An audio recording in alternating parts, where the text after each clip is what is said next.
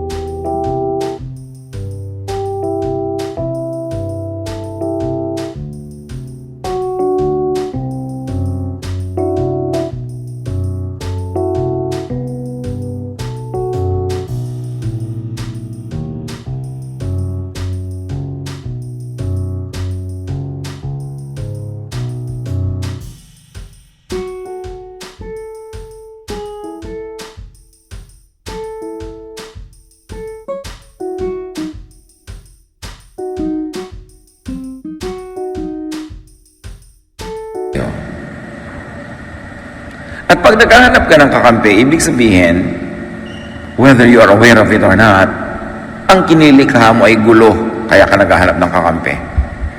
Pero kung hindi mo na gustong palakihin pa ang gulong ito, hindi mo kailangan ng kakampi. Mananahimik ka na lang. Pag nanahimik din yung kapwa mo, di tahimik na. Hanggang lumumig na ang ulo ninyo, humupa na inyong galit. At mamaya, wala na kayong energy para ituloy pa yung gulo na yan. Ang galit naman, pansamantala lang eh. Silakbo ng damdamin, parang isang biglang dumadating na kidlat na meron kang energy. Pero pagkatapos nun, wala na uli ang energy na yon. Kahit gaano ka kagalit, huwag ka lang kumibo. Manahimik ka lang, bababa yung galit mo to the point na hindi na yun ganun kalakas para pa mang-away ka, para ka pa magkaroon ng energy para sumugod, hihina yun. Pero pag sinalubong mo yung galit na yon, galit na galit ka ngayon, kumilos ka, may sinabi ka, may ginawa ka, siguradong lalala ang gulo. Huwag palalain. Ecclesiastes 10:8, if you dig a pit, you might fall in. If you break down a wall, a snake might bite you. Siyempre, pag naghukay ka ng patibong, ng trap, para sa iba, posibleng ikaw din ang mahulog dun eh. At yung mga wall sa Israel noon, pinagpatong-patong lang ng mga bato yan, kaya sa mga pagitan yan, may mga tumitirang ahas.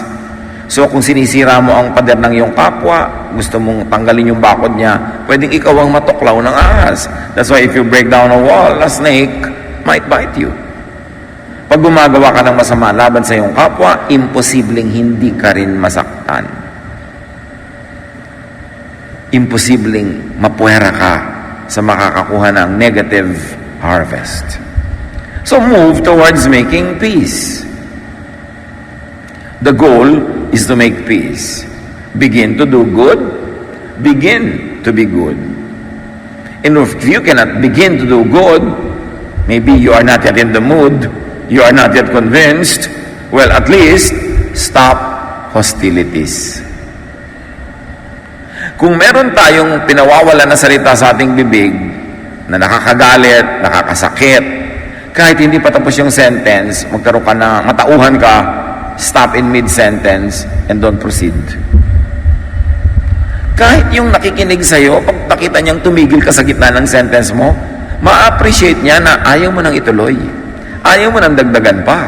Na nabigla ka lang at nagsimula ka, pero ngayon ay natauhan ka, hindi mo natatapusin yung sentence. Huwag yung aandar ang pride at tatapusin pa yung sentence. Papatulan mo pa yung isang kahangalan na ibinabato sa inong kapwa. May magsasabi sa'yo, magkano ka? Sabi mo, doble mo. Di ba? Giyera ang kasunod nun. Eh pag sinabi sa'yo, magkano ka mo? Libre. Hindi, wala na, tapos na. Pag sinabing, mali ka, tapos sabi mo, napakatanga ka talaga eh, sorry. Itapos. Pero pag ikaw, ang dami mo ring mali, o di gugulo. Proverbs 17:4, the start of an argument is like a water leak. So stop it before real trouble breaks out. Ganyan daw simula ng mga pagtatalo, para lang konting leak ng tubig. May konting crack, may lalabas na konting tubig. Pero pag hindi mo pinigil yun doon, lalaki yung crack. Tasambulat ang isang buong dam at malulunod kayong lahat. Do not start an argument. Don't even.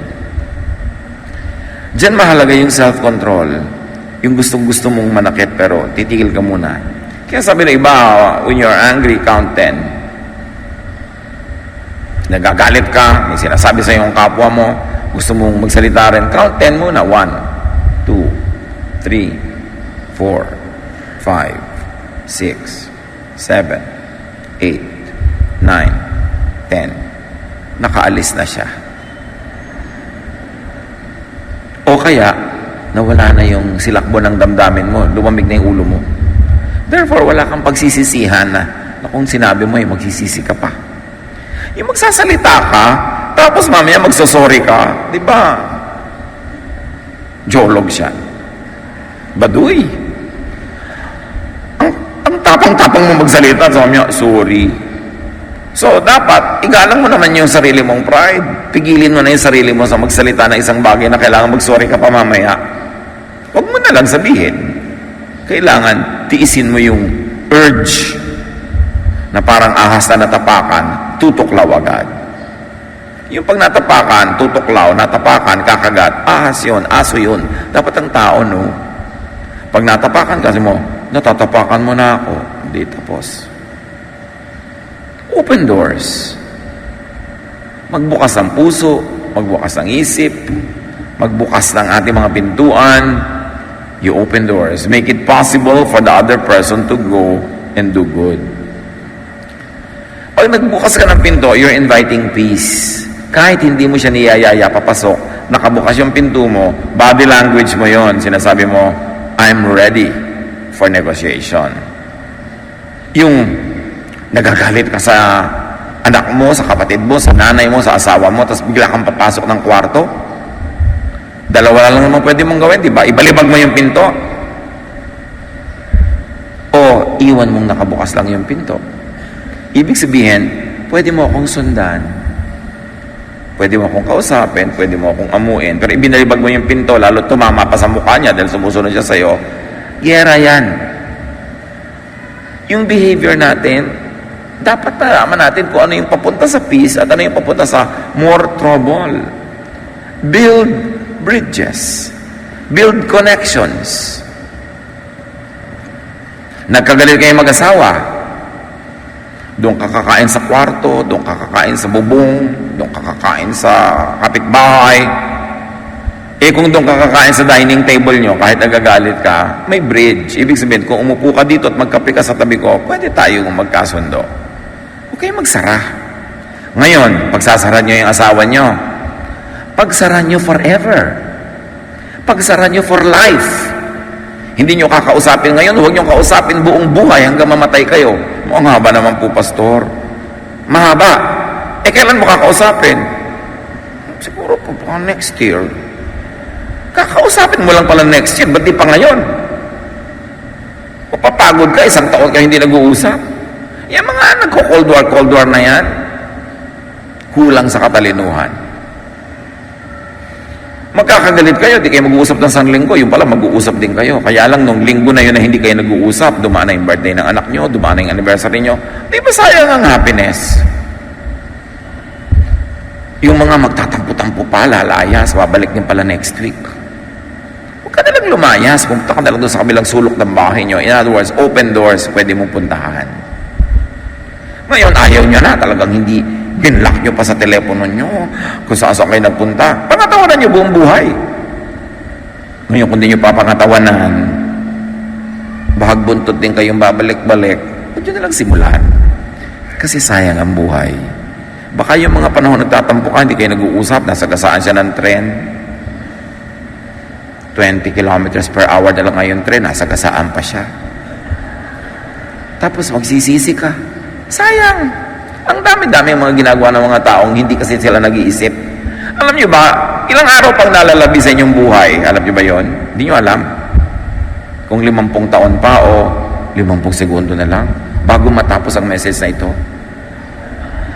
Tapos hindi kayo nakikipag-usap dyan sa katabi nyo, asawa nyo pa, tapos bigla siyang nanigas, namatay siya bigla, nakalulo ng perdible. So, sayang ngayon. Huwag tayong gumagawa na mag ganon. It's unwise. Build bridges, build connections, open connecting points, open communication grounds. Huwag nang palalain. Kasi magkakabati rin naman kayo eh. Yung may mga anong araw, uso pa yung nagsusumpa-sumpa ng anak. Hindi mo gusto yung napangasawa, isusumpa mo. Nanganak at lahat, di ka nagpunta, di mo titignan yung apo mo. Nung nanghihingalunan ng mga 10 years old na yung apo, ipapatawag din naman eh. Diba? Sayang ang happiness.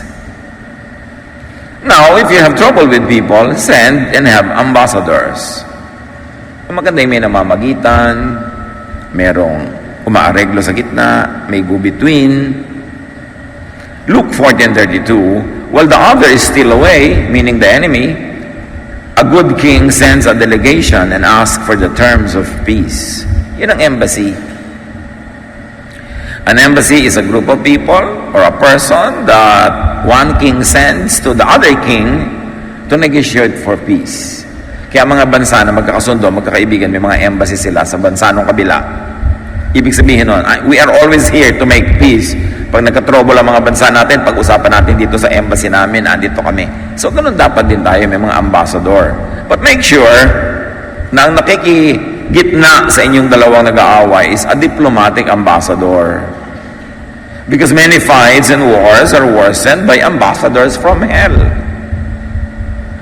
Merong kaaway mo na nga si person B, tapos si person C nasa gitna ninyo, lalo kayong nag-aaway kasi pala sul-sul siya. Yung pala, ang pangit niya mag-misrepresent. Ang pangit niya magbitaw ng salita tungkol sa mga sinasabi mo, tungkol doon sa kabilang tao. Pagpunta niya doon, lalong magagalit yung tao na yon, panggulo siya. Kaya napaka-blessed ng mga tao na meron silang mga kakilala, kaibigan, kamag-anak na ambassadors of peace. Yung galit ka sa isang tao, pag kinausap ka nitong kausap mo ngayon, mawawala yung galit mo dahil naipapaliwanag niya sa'yo kung yung posibilidad na makakapagpatanggal lang yung init ng ulo o galit. Pero meron naman nagdadagdag. Pag-ingatan yung mga kapatid, yung pagkakausap nyo siya, hindi nyo napapansin, nagagalit na pala kayo dun sa isang tao dahil sa mga salita niya. Yun ang mga ambassadors from hell. At kung minsan, pag hindi tayo masipag mag-aral, hindi tayo masipag magsaliksik, naniniwala tayo agad sa ating kausap. At pag hindi mo binantayan, yung kagalit niya kanina na siya lang ang kagalit, pagka nakausap ka, ikaw galit na rin. Hindi ganun dapat ang mga makahesus na tao. Hindi ka nagbibigay ng pasya kung matutuwa ka o magagalit sa isang tao na hindi mo naman siya naririnig. Kwento-kwento lang ng iba. Very important, when there is quarrel, make peace offerings. Regalo yan. Proverbs 18:16, a gift will get you in to see anyone. Ang pinakamabisang pangkatok sa pintong nakasara ay regalo. Ano man yun. Napaka-importante na marunong ka magregalo. Proverbs 17:8, sabi nga, a bribe works miracles, like a magic charm that brings good luck. Yung iba, galit na galit sa bribe. Akala nila lahat ng bribe masama. Masama ang bribe kung binibigay mo sa judge para baluktutin ang justice. Masama yung bribe na ibinibigay mo sa nagche-check ng quality para papasahin niya ang hindi pasado. Pero ano naman ang masama na magbigay ka ng isang turon sa isang clerk na gutom na ginanahan tuloy na bilis-bilisan ang paggawa ng papeles mo? Ano masama dun? So, hindi naman lahat ng mga binibigay natin corruption na. Kaya nga ang ganda ng tawag dyan sa Tagalog padulas. Para dumulas-dulas. Diba? Kailangan naman natin yan para dumali-dali ang pag-andar ng makinarya. Pipiliin lang natin kung saan merong bribery na nagaganap. Yung bribery na pampagana, pampasaya, hindi naman yun nakaka-damage. As long as justice is not compromised or quality is not compromised. Proverbs 21:14, if someone is angry with you, a gift given secretly will calm him down. May galit sa'yo, palihim, tahimik mong padala ng mga regalo. Huwag mo nang i-announce sa iba kasi ma-offend siya na ipinapamalita mo na binibigyan mo.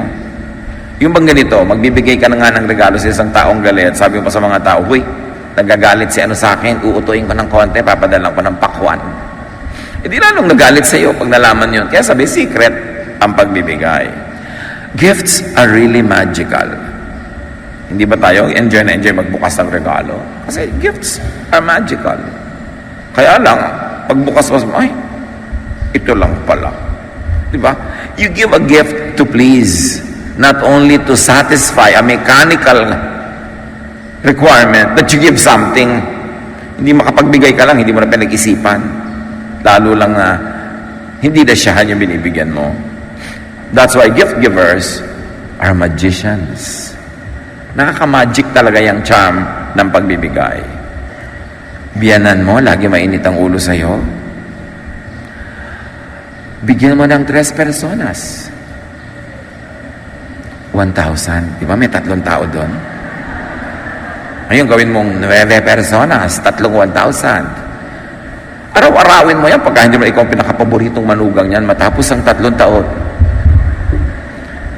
Walang taong hindi natutuwa sa gift. And it's godly to give a gift. Hindi siya corrupt practice to give a gift. Nung ipinanganak nga si Jesus, ang dala ng mga wise men, gifts. Ganun na magandang pakikipagkapwa-tao.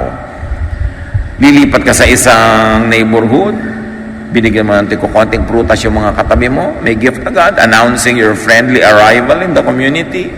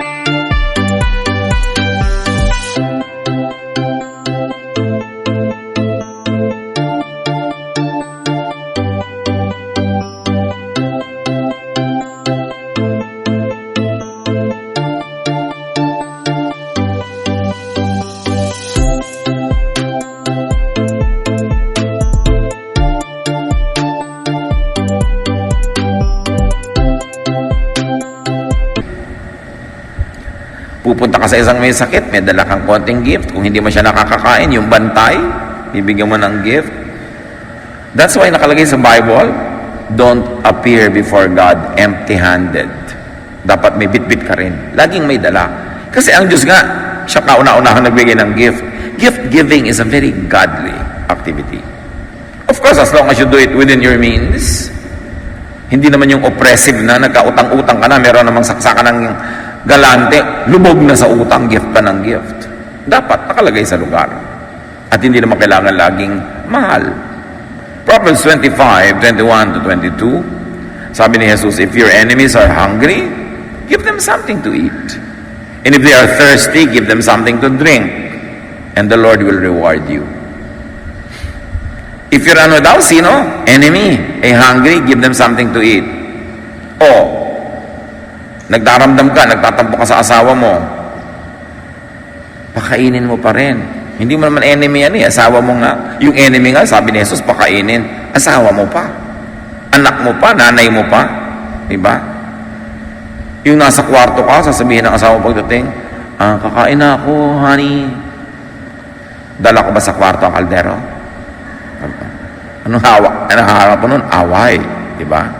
Kasi kung minsan, yung ganun, hindi naman dahil ang gusto kang utusan, gusto niyang magkaroon kayo ng connection.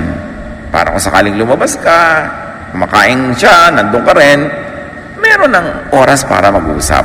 Para magkaroon ng opening. Di ba sabi natin, open doors. And there is one little secret that very few people know.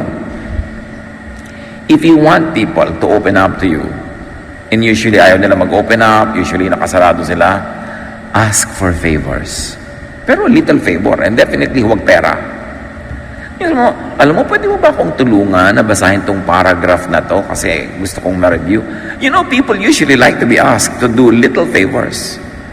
So, ask for little favors. Huwag big, ha? And definitely, huwag pera. Yung umika lang ng kahit konting tulong, ang gandang pagbukasyon ng isang relationship. Now, you want peace with your enemies? Kung may utang, pay. P-A-Y. Pay. Yung mga dati mong kaibigan na nanlamig na sa'yo, tinamad na sa'yo, dahil dami-dami mong utang sa kanila, di ka nagbabayad, subukan mong bayaran, sweet uli yan. Magbayad. Napakalaking panira ng relasyon niyang hindi nagbabayad ng utang.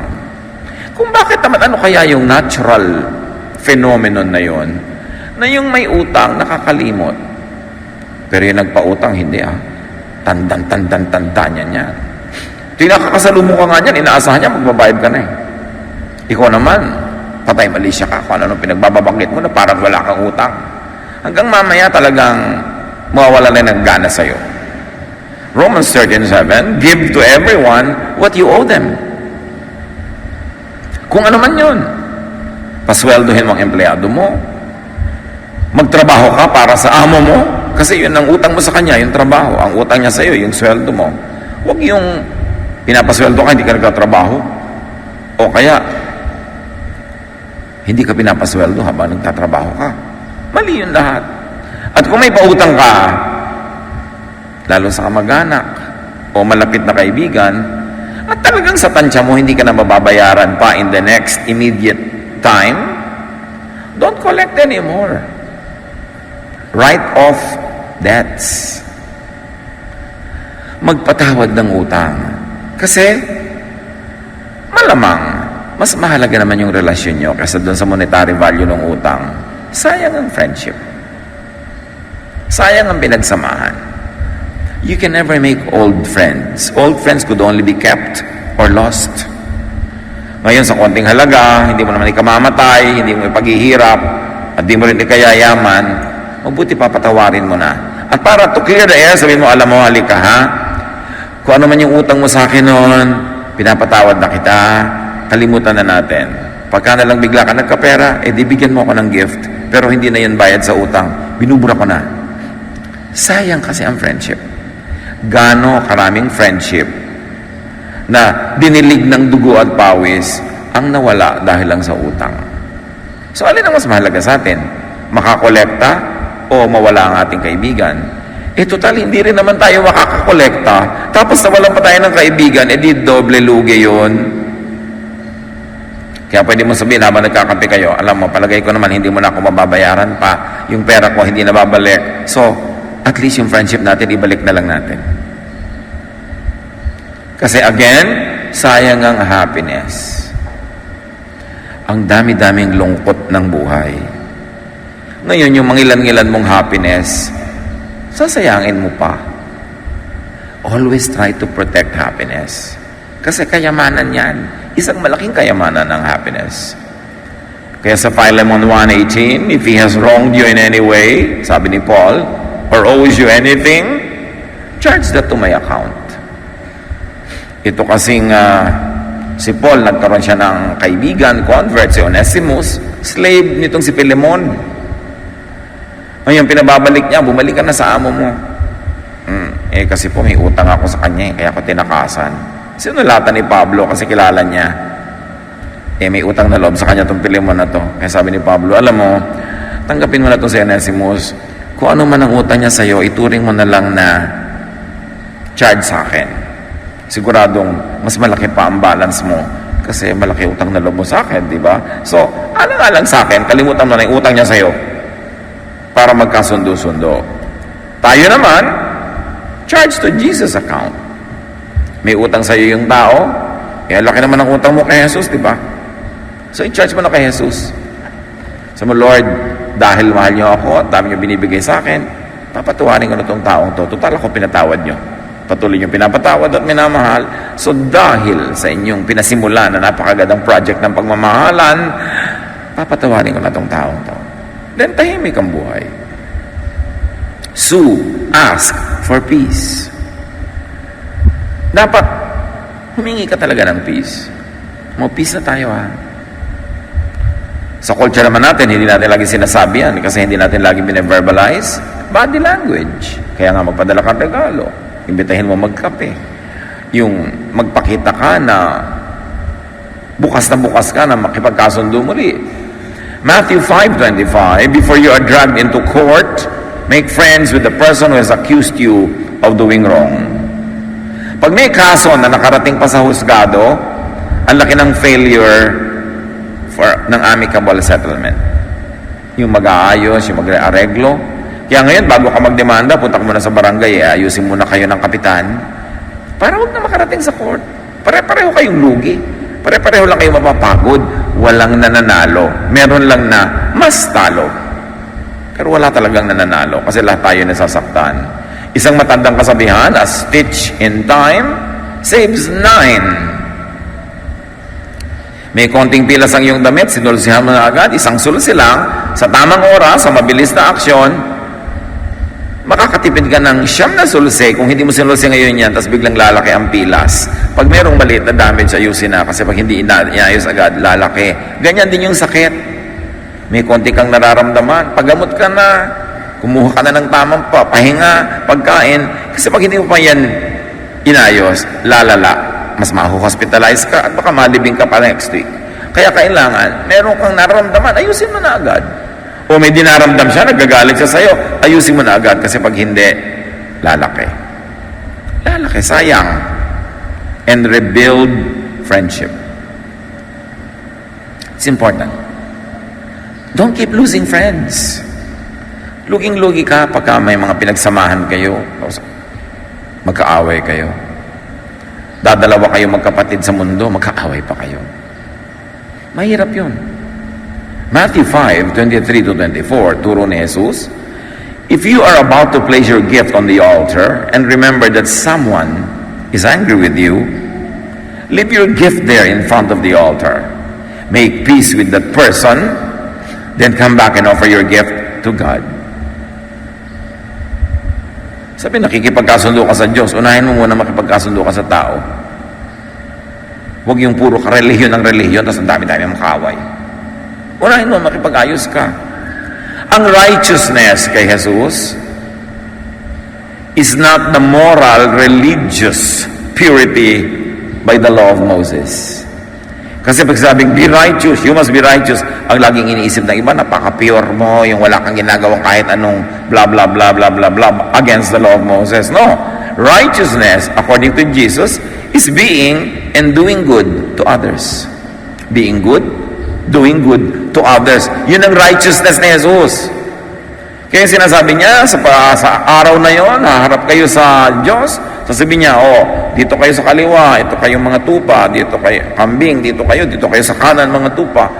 Ito kayo mga tupa, bibigyan ko kayo ng maraming gantimpala. Kasi, I was in prison, you visited me. I was sick, you also cured me. I was cold, you clothed me. I was hungry, you fed me. At sabi ng mga sinasabihan niya noon, kailan naman namin ginawa sa inyo yan? At sabi ng Diyos, kung ginawa nyo yan sa mga mumunting mga taong ito, ginawa nyo yan sa akin. Dito ang inyong gantimpala. Tinanong ba siya, born again ka ba? Tinanong ba siya, nagbaptize ka ba? Tinanong ba sila, ito ba religion mo? No. Gumawa ka ng mabuti sa kapwa, therefore anak ka ng Diyos. Yun ang righteousness kay Jesus. Paggawa ng mabuti sa kapwa. Hindi yung nakakamatay na pagsunod sa law of Moses na hindi naman nasusunod. Kaya lagi kang unrighteous, lagi kang sinful, pag inusgahan mo yung sarili mo by the law of Moses. But by the law of Jesus, to love is to be righteous. To do good is to be righteous. At sabi ni Jesus, lagi mong ibigin ang iyong kapwa. Kaya laging po umaalingaw-ngaw sa buong New Testament yung teaching na, whatever you do to the least of this, you do to me. That love covers a multitude of sins. Your sins and the sins of the person that you love. That is the only way to peace. To forgive, to love, and to just enjoy life with people. Huwag ipagpalit ang mga tao sa material things. May mga magkakapatid, nagsusumpaan, nagkakagalit dahil sa kaprasong lupang mamanahin.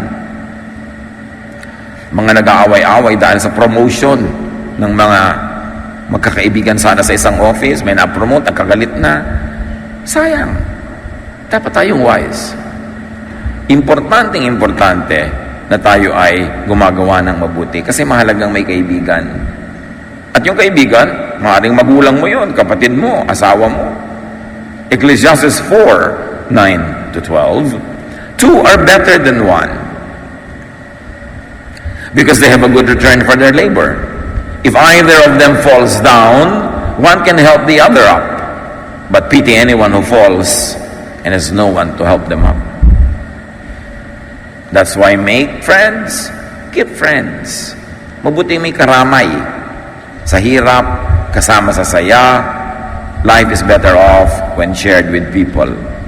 Also, if two lie down together, sabi ng verse 11, they will keep warm. But how can one keep warm alone? Of course, the context is a very cold climate. Na kung may dalawang magkatabi, yung init, body heat ng kapwa, makakatulong sa isa't isa. Pero sabi niya, how can you keep warm if you're alone? Though one may be overpowered, two can defend themselves. A cord of 3 strands is not quickly broken. Yung mga lubid, yung mga tirintas, matibay yan kasi magkakatirintas yung mga strands. Kaya tayo mga marurupok na mga tao, pagka tayo may mga kaibigan, mga kasama, in unity we become stronger. Kaya pinapahalagahan natin yung mabuting pakikipagkapwa-tao. Seek peace and you will find it. Think of your family. Think of your friends. Think of your workmates. Think of people in your world. Meron ba tayong mga kaaway na ang tagal-tagal na? Maraming uri ng away. Meron talaga nagsasabunutan, nagpapagulong-gulong sa putik. At lagi nyo nakikita yan sa mga teleserye. Yung mga nagsasampala, nagbubusan ng tubig. Diba? Pero meron namang pag-aaway na mas simple. Yun lang, hindi kayo nag-uusap. Hindi kayo nagpapansinan. Away din yun. Sayang. So seek peace with your verbal language, with your body language, with your behavior, with your lifestyle. All of that are invitations to either peace or war. Psalm 34:14, depart from evil and do good. seek peace, and pursue it. Yung meron kayong reunion ng mga high school classmates mo, tapos umasenso ka sa buhay, yumaman ka, pero alam mo, may mga classmates ka na hindi yumaman, nanatiling mahirap, o kaya humirap pa nga. Tapos aaten ka ng reunion na saksakan ng gara ng suot mo, ang dami-dami mong drama na ang sinasabi mo lang ay, ang yaman-yaman ko na. Anong hinahanap nyo nun? Peace or war? Anong hinahanap nyo nun? Friendship or enmity? Sa body language kasi sinasabi mo rin. Kung pupunta tayo sa mga kamag-anak natin, mga kaibigan natin na they have less in life, you dress down. You don't dress up. Unless you want na mainggit sila sa'yo at patunayang mayaman ka na kaysa sa kanila. Do you think you will make friends that way? It is important. God dressed down when Jesus became a human being. Dress down. Adjust. Huwag yung ang taas-taas ng tingin natin sa sarili at arte natin, yung body language natin. Kasi merong maiinggit, merong masasaktan, at meron namang maasiwa. All of that, hindi friendship ang pupuntahan. Ang ating title is How to Beat an Enemy. The best way to beat an enemy is to turn him or her into a friend. Yun lang ang paraan na mananalo ka laban sa iyong kaaway. Hindi yung mas malakas ang sampal mo, mas malakas ang sigaw mo, mas malakas ang suntok mo. No. Pag yung kaaway na yan, dahil sa iyong charm, dahil sa iyong loving ways, ay naging kaibigan mo pa. Dun ka palang mananalo. There's only one way to beat an enemy, turn him into a friend. Father, we thank you that you are our friend through Jesus. At dahil na rin sa iyong initiative, humankind, which has been at war with you, humankind is now your friend through Jesus. Turuan mo kaming gawin din yun. Magkaroon kami ng initiative, kusa, kami ang unang gumawa, para kung may kaaway kami magkasundo. O kaya hindi man magkasundo agad, huwag nang lumala. Tigil na ang putukan, ceasefire, at nang sa ganon, mas magkaroon kami ng panahon, energy, to have happiness, to enjoy happy relationships.